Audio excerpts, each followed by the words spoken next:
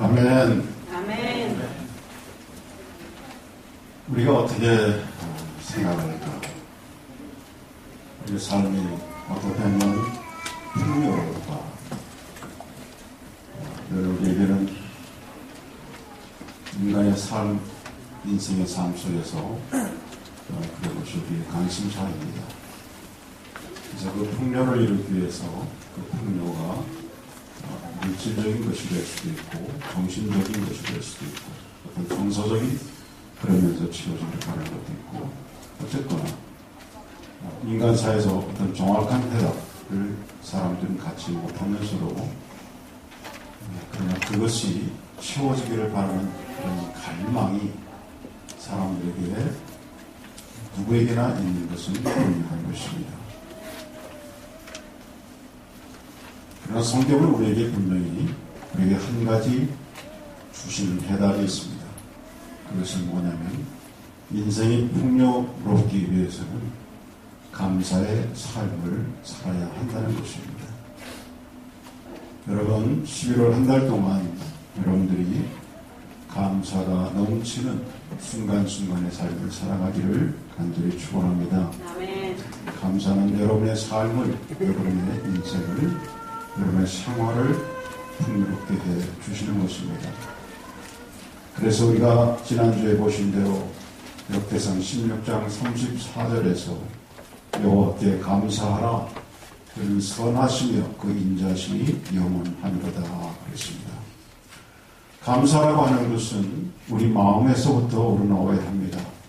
자신을 돌아보고 자족할 줄 알고 모든 것이 하나님께로부터 왔음을 깨닫는 사람은 진정 마음에서 우러나오는 감사를 할 수가 있습니다.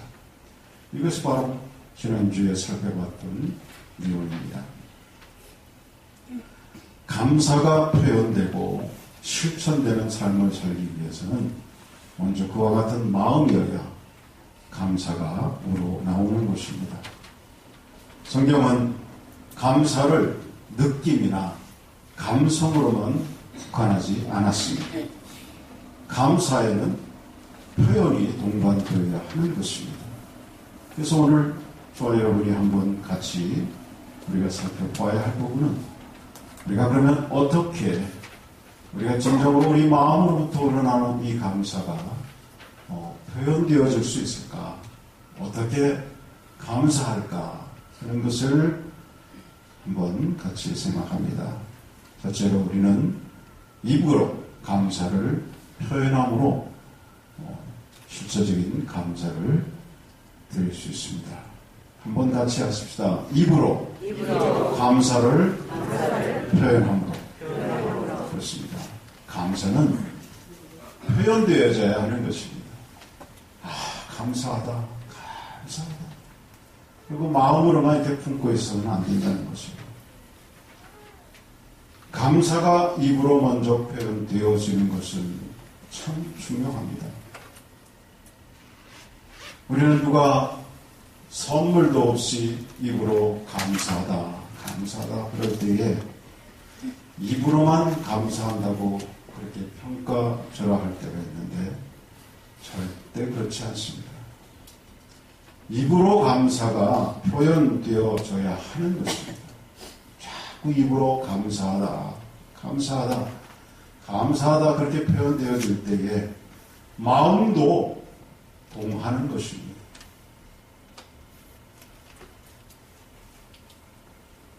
그래서 여러분 한번 실험을 해보세요. 마음에 자꾸 감사가 없으면 자꾸 입으로 감사하다, 감사하다 그래보세요. 진짜 마음에 감사가 채워지는지 안 채워지는지. 여러분 시편이잖아요. 하나님께 감사를 표현하기를, 노래하기를 주저하지 않았습니다.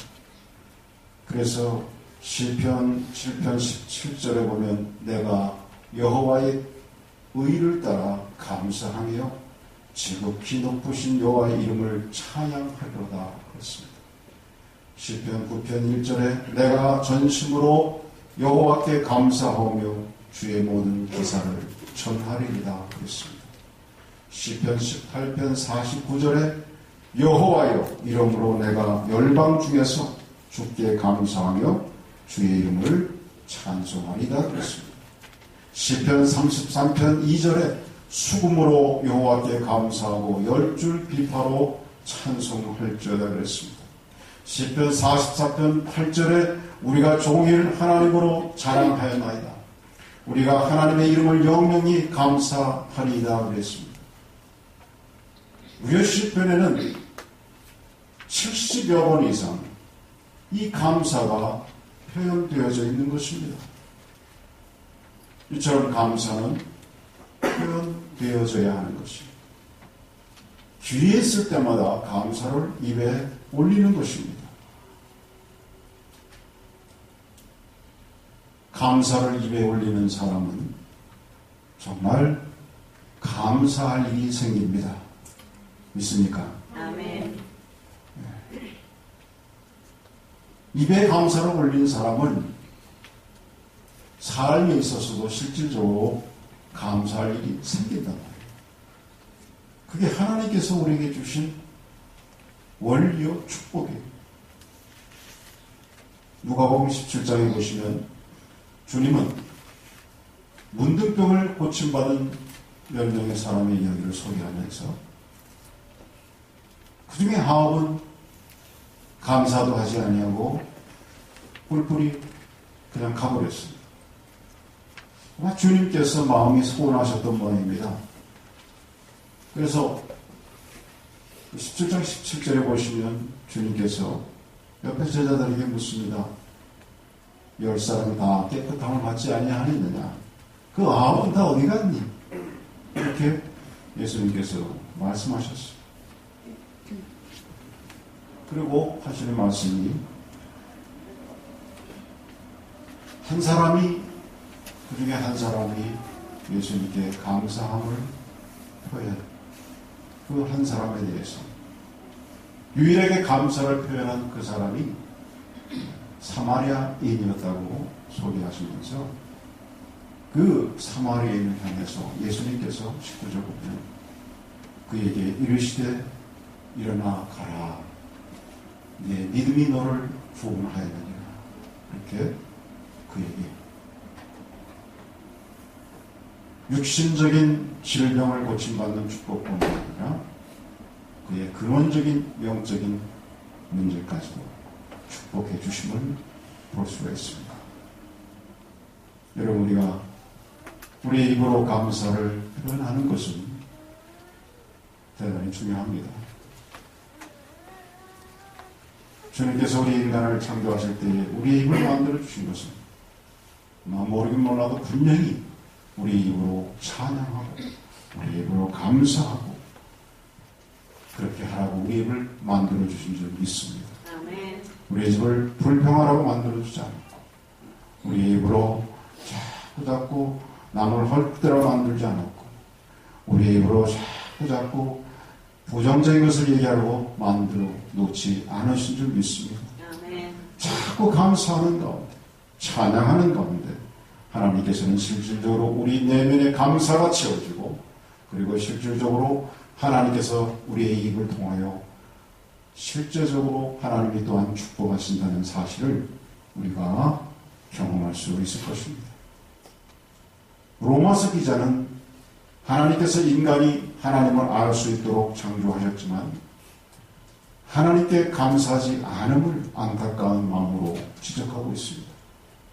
로마서 1장 21절에 보시면 하나님을 알되 하나님과 영원롭게도 아니하며 감사치도 아니하고 오히려 그 생각이 허망하여지며 미련한 마음이 어두워졌다 그랬습니다.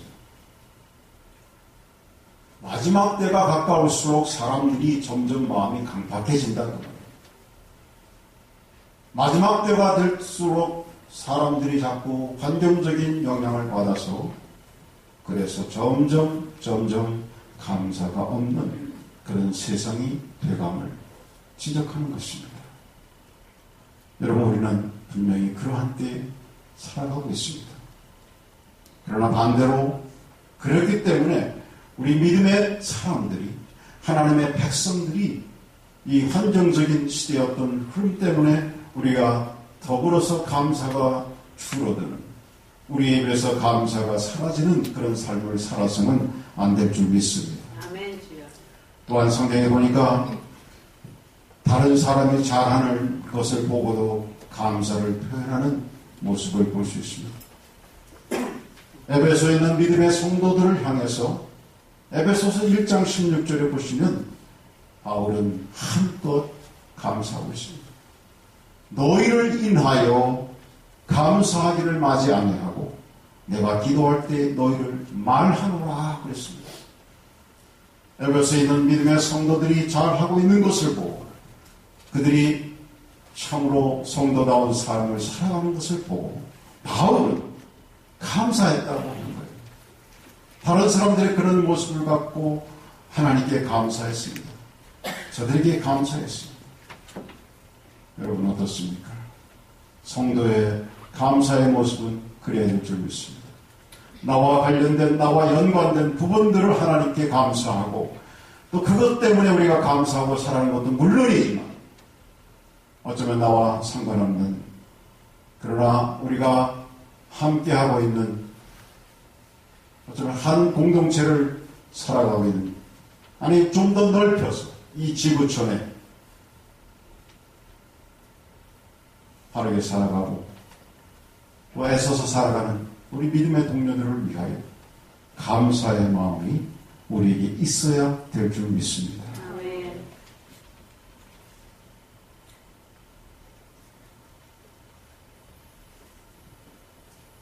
여러분 우리가 어떠한 상황 속에서도 감사하고 살아간다고 하는 것은 그것은 단순한 어떤 감성적인 문제가 결코 아닌 것을 여러분 믿으시기 바랍니다.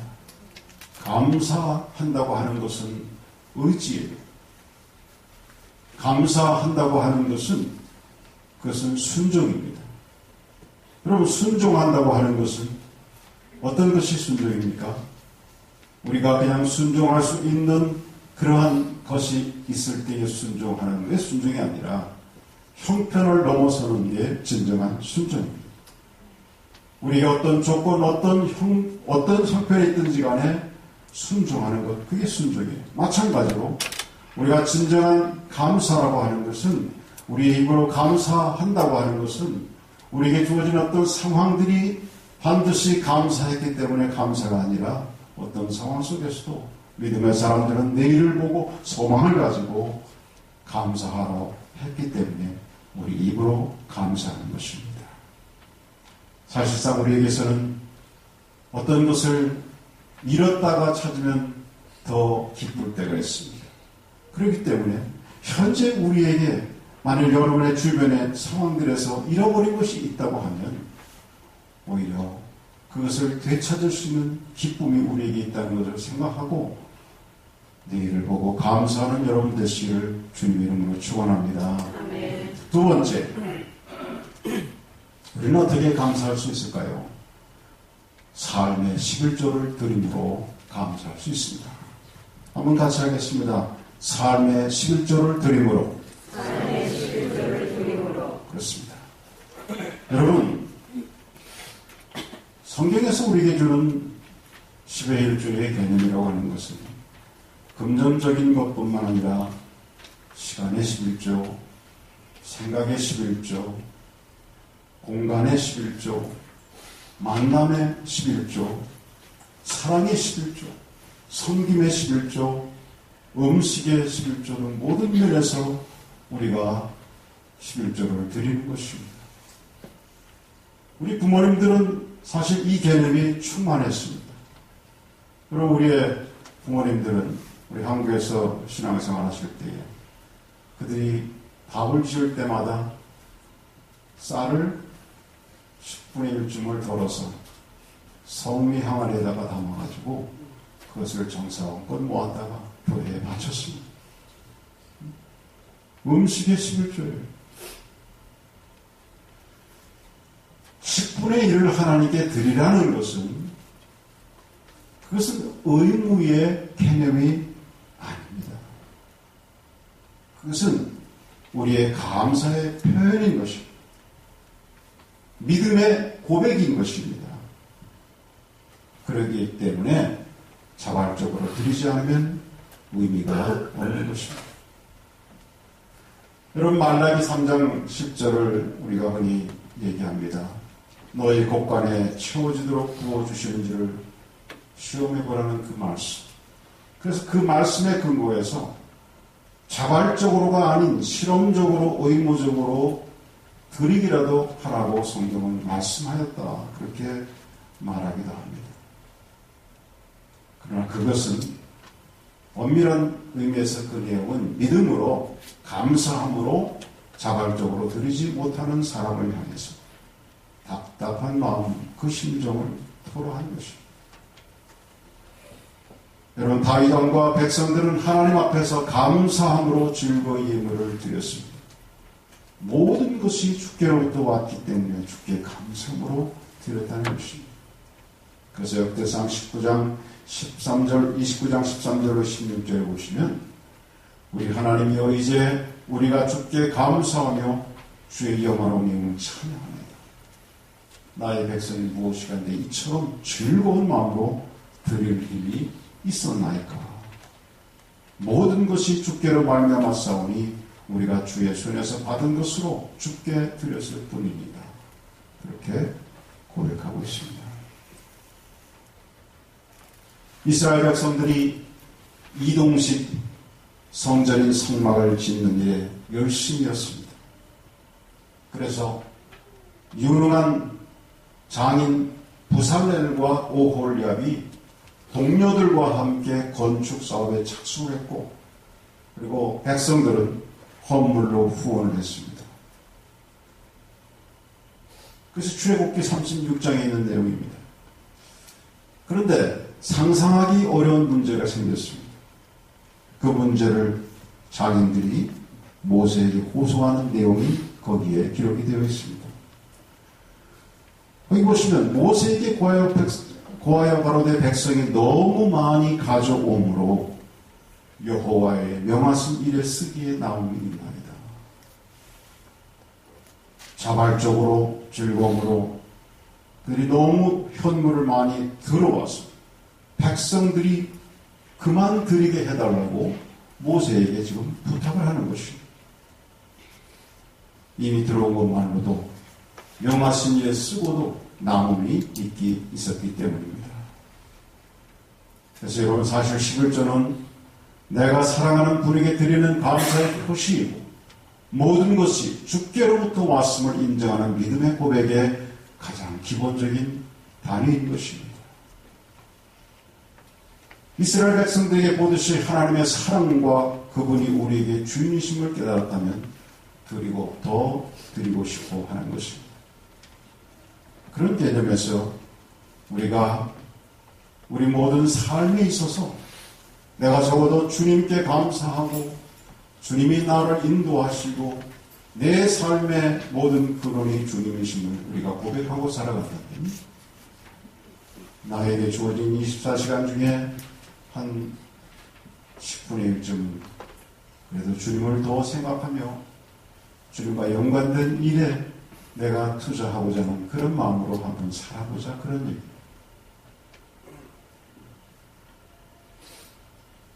공간에 11조를 드린다는 의미는 적어도 내게 주어진 내가 자유롭게 할 수 있는 공간을 한 10분의 1쯤은 우리 하나님께 드려보자는 것입니다. 어떤 분은 그래서 자기 집을 건축할 때에 한 10분의 1쯤의 공간을 기도처로 만들고 기도실로 만들고 거기를 또 주님과 함께 할 수 있는 찬양에 공헌하는 그런 분들이 계시지 않습니까?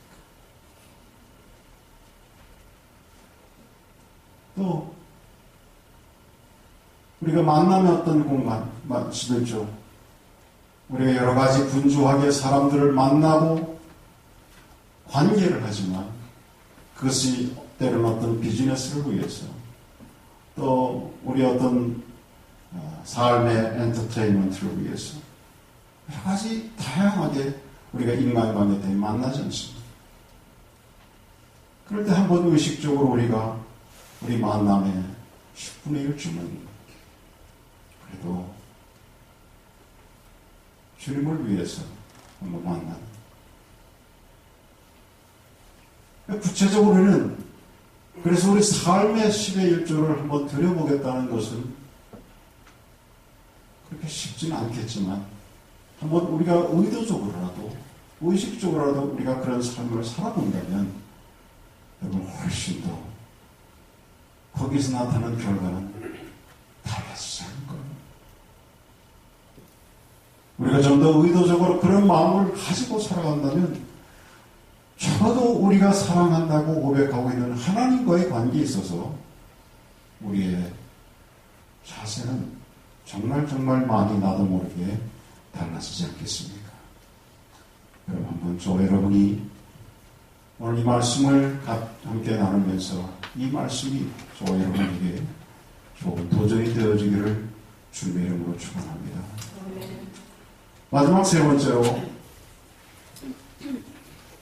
손으로 감사를 표현함으로 감사할 수 있습니다. 여러분 같이 하십시다. 손으로 감사를 표현함으로. 말씀드렸지만 감사는 표현되어져야 하는 것입니다. 그래서 입으로도 표현되어져야 하고 또 하나의 방법은 손으로 감사를 표현하는 것입니다. 마음의 감사, 생각으로의 감사는 찰나적입니다. 한순간입니다. 금방 잊어버립니다. 마음의 감사를 한번 손으로 기록해 보는 것입니다. 시편 기자들의 마음의 감사를 손으로 옮겼습니다. 그래서 그들이 시를 쓴 것입니다. 하나님을 찬양하는 시를 쓴 것입니다.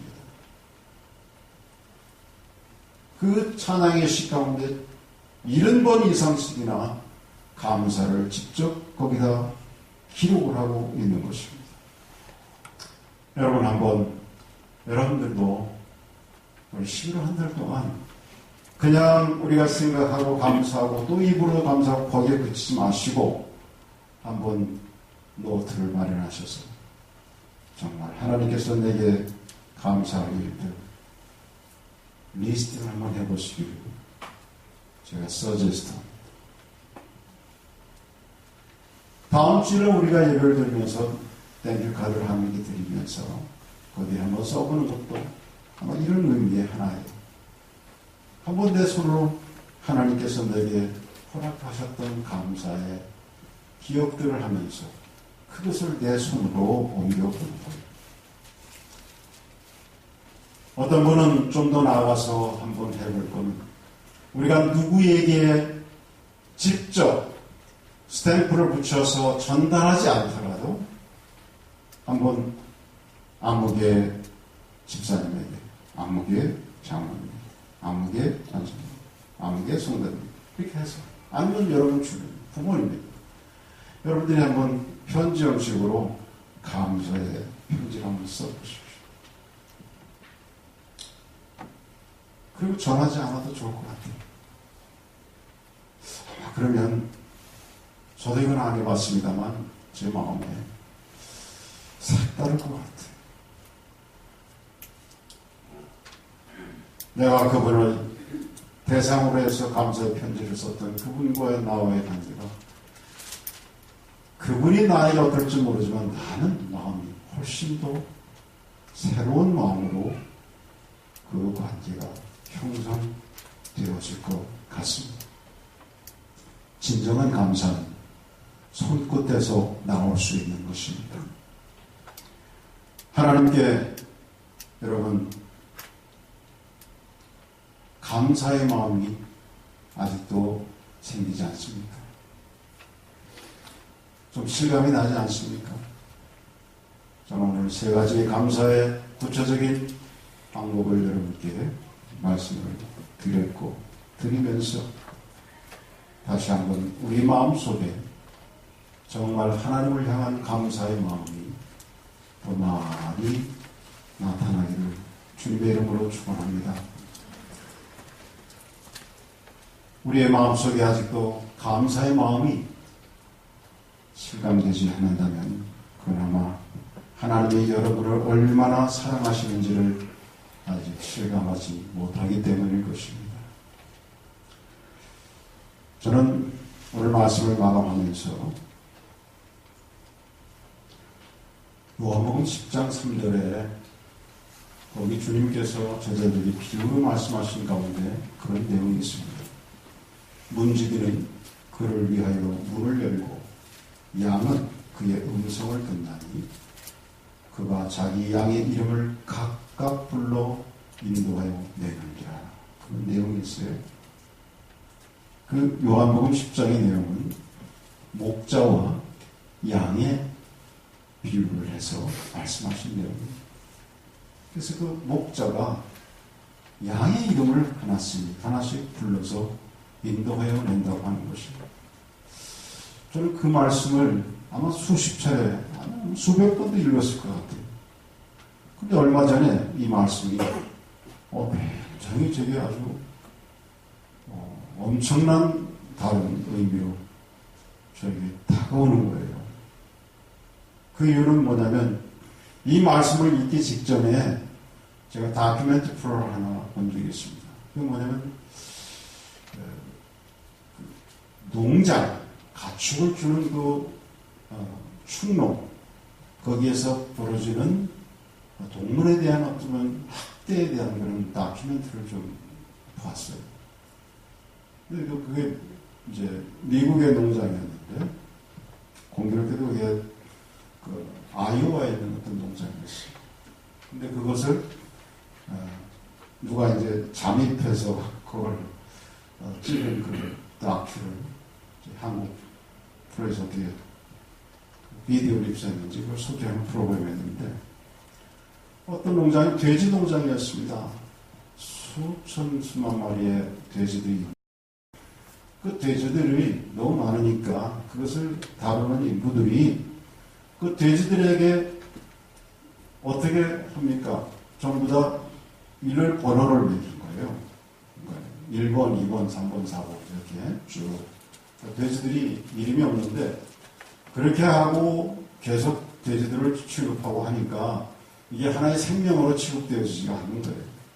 그러니까 사람의 마음도 점점 그러다 보니까 피폐해져 가기 때문에 그 인부들이 어떤 일을 했냐면 그 수천의 돼지 가운데 한 마리 돼지에게 이름을 붙여주는 거예요. 이름을 붙여줘요. 그래서 거기 보니까 거기서는 제비꽃이라고 하는 violet 이런 이름을 붙였어요. 그래서 그 돼지가 그 수천 마리 가운데서 있는데 그 돼지를 이렇게 지나치게 되면 white violet 그러면서 이제 사탕을 주기도 하고 돼지가 좋아하는 걸 주기도 하고 그 돼지를 참 쓰다듬어 주기도 하고 차였고요. 다른 번호맥인 돼지들 막 그렇게 험하게 다니면서도 그러면서도 이제 그렇게 한 돼지에게 이름을 붙여주니까 교감이 함께 통하고 그걸 통해서 아마 스스로 인간의 어떤 그런 곳에 일하시는 분들이 마음에 피폐함을 스스로 이렇게 덜하게 하는 그런 일환이었던 것 같아요. 그걸 보고도 그 풀을 보고 이 요한복음 10장에서 이 말씀의 의미가 너무너무 저에게 새롭게 다가오고 문지기는 그를 위하여 문을 열고 양은 그의 음성을 듣나니 그가 자기 양의 이름을 각각 불러 인도하여 내느니라. 이것과 우리 주님과 나와의 관계가 연결이 됩니다. 여러분 하나님께서 우리 인간을 창조하시면서 우리 인간에게 아담이라 이름을 주셨어요. 여러분 사람에게 이름이 있다고 하는 것은 이게 대단한 거다 이런 생각이 그냥 들었어요. 우리 주님께서 우리에게 각각 이름을 붙여서 우리를 부르셨다고 하는 겁니다. 우리를 향하신 그분의 사랑이 그냥 사랑이 아닌 것을 여러분 믿으시기 바랍니다. 양들을 부르면서 그 목자가 양들을 인도하면서 어이 개똥아 소똥아 뭐 이렇게 하나씩 이름 불러주면서 가는 목자의 그 모습입니다.